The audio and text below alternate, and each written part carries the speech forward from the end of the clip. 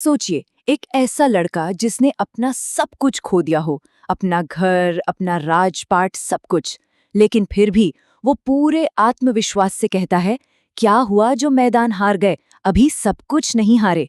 कमाल का जज्बा है ना। आज हम एक ऐसे ही बेघर लड़के की कहानी खंगालने वाले हैं जो कभी दर दर भटकने को मजबूर था, लेकिन आगे चलकर उसने एक ऐसे साम्राज्य की नींव रखी जिसने भारत पर सदियों तक राज किया। तो चलिए बिना किसी देरी के आज के इस ऐतिहासिक विश्लेषण की शुरुआत करते हैं। आज हम ज़हीरुद्दीन मोहम्मद बाबर के उस रणनीतिक उदय को करीब से समझेंगे जिसने भारतीय उपमहाद्वीप का इतिहास पूरी तरह पलट कर रख दिया।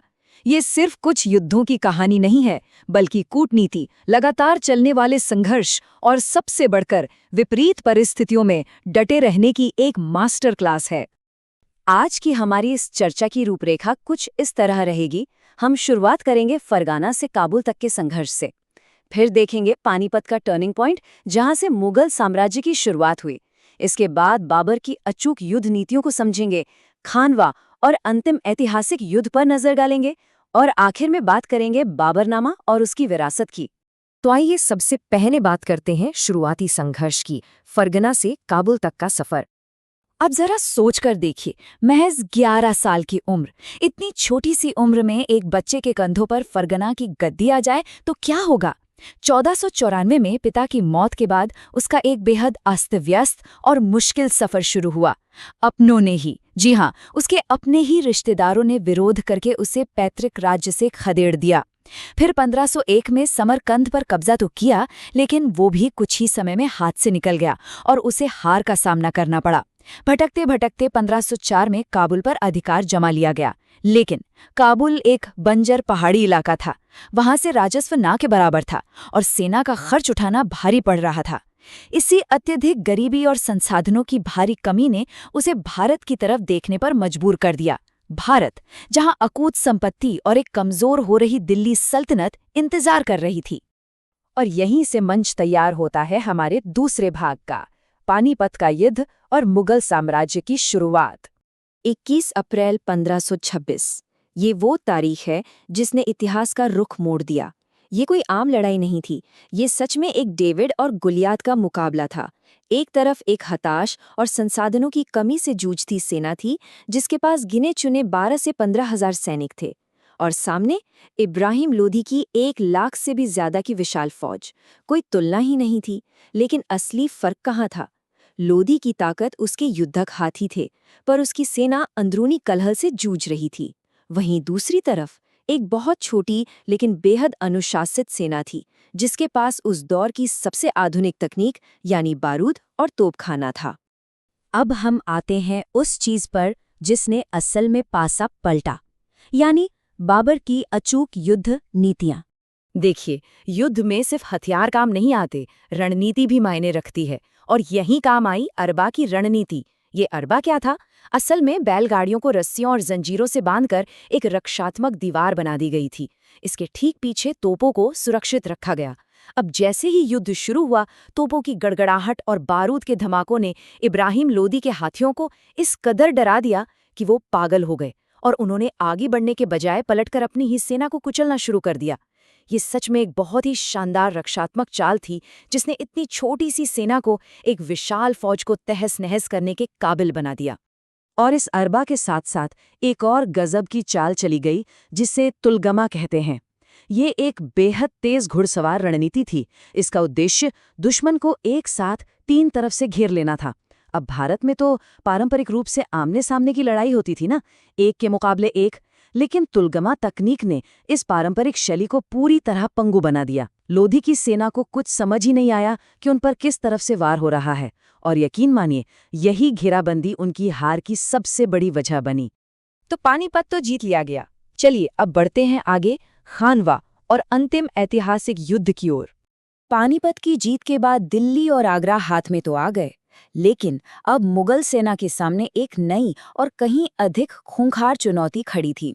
जरा स्थिति की कल्पना कीजिए।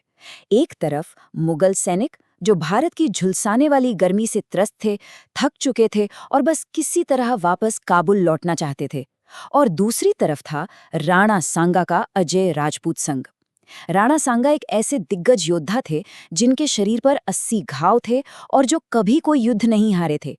उनकी बहादुरी के किस्से सुनकर मुगल सैनिकों में ऐसा खौफ बैठ गया था कि उन्होंने साफ साफ युद्ध लड़ने से ही इनकार कर दिया था।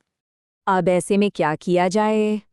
यहीं पर हमें नेतृत्व का एक और चतुर रणनीतिक रूप देखने को मिलता है। डरी हुई सेना को एकजुट करने के लिए धर्म और कर छूट का एक सैन्य उपकरण की तरह इस्तेमाल किया गया। बहुत ही नाटकीय ढंग से शराब छोड़ने का ऐलान हुआ, शराब के प्याले तोड़ दिए गए, मुस्लिम व्यापारियों पर लगने वाला तमगा कर खत्म कर दिया गया और सबसे बड़ी बात, सैनिकों में जोश भरने के लिए इस युद्ध को जिहाद यानी धर्म युद्ध घोषित कर दिया गया। इन कदमों ने चमत्कार का काम किया। सेना एकजुट हुई और खानवा का युद्ध जीतने के बाद गाजी की उपाधि धारण की गई। खानवा में जीत के बाद ये सिलसिला यहीं नहीं रुका। 1526 में पानीपत, 1527 में खानवा, उसके तुरंत बाद 1528 में चंदेरी का युद्ध, जहां मेदिनी राय की हार हुई, और फिर 1529 में घाघरा का युद्ध। ये घाघरा का युद्ध काफी विशेष था क्योंकि ये जमीन और पानी दोनों पर लड़ा गया था। जरा सोचिए, महज 4 सालों के अंदर 4 बड़े युद्ध जीतकर मुगल साम्राज्य की जड़ें भारत में पूरी तरह से मजबूत कर दी गई। और अब हम पहुंच गए हैं अपने अंतिम खंड पर, विरासत और बाबरनामा। 1530 में मृत्यु से पहले ये पूरा सफर केवल युद्ध और खून खराबे तक ही सीमित नहीं रहा। मध्य एशिया से कई सांस्कृतिक और वास्तुशिल्प प्रभाव भी भारत आए, जैसे गंजीफा यानी ताश के पत्तों का खेल, इश्कबाजी यानी कबूतरबाजी का शौक, और यहाँ तक कि गुलाब की खेती की शुरुआत हुई। लेखन की एक नई शैली खते बाबरी भी विकसित की गई, और ऐतिहासिक स्रोतों के अनुसार इसी विरासत के एक हिस्से के रूप में सेनापति मीर बाकी ने अयोध्या में बाबरी मस्जिद का निर्माण भी करवाया था। ये सब कुछ उसी जटिल ऐतिहासिक विरासत का एक हिस्सा है। अब सवाल ये है कि इस पूरे इतिहास को इतने करीब से हम जान कैसे पाते हैं? इसका सबसे बड़ा स्रोत है खुद लिखी गई डायरी, बाबरनामा। तुर्की भाषा में लिखी गई इस आत्मकथा में भारत की संपदा और यहाँ के संसाधनों की भरपूर तारीफ की गई है। दिलचस्प बात तो ये है कि इसी में आम को फलों का राजा कहा गया था। और ऐसा नहीं है कि इस किताब में सिर्फ अपनी ही तारीफें हों, इसमें बड़ी निष्पक्षता से प्रतिद्वंद्वियों का भी सम्मान किया गया है। उदाहरण के लिए विजयनगर के शासक कृष्णदेव राय को उस समय का सबसे शक्तिशाली भारतीय शासक बताया गया है। तो इस पूरी चर्चा के बाद अंत में एक विचारोत्तेजक सवाल हमारे सामने आकर खड़ा हो जाता है। कैसे महज 11 साल का एक निर्वासित बच्चा जो दर-दर की ठोकरें खा रहा था, एक ऐसे साम्राज्य की नींव रखने में कामयाब हो गया जिसने सदियों तक राज किया? क्या ये केवल उसकी रणनीतिक सोच थी, विपरीत परिस्थितियों को अपने पक्ष में मोड़ने की कला, या फिर एक अदम्य साहस? इतिहास के पन्नों से निकली ये रणनीतिक यात्रा यकीनन हमें नेतृत्व, संसाधन प्रबंधन और संघर्ष के कई ऐसे गहरे सबक दे जाती है जो हमेशा प्रासंगिक रहेंगे और हमें सोचने पर मजबूर करते रहेंगे।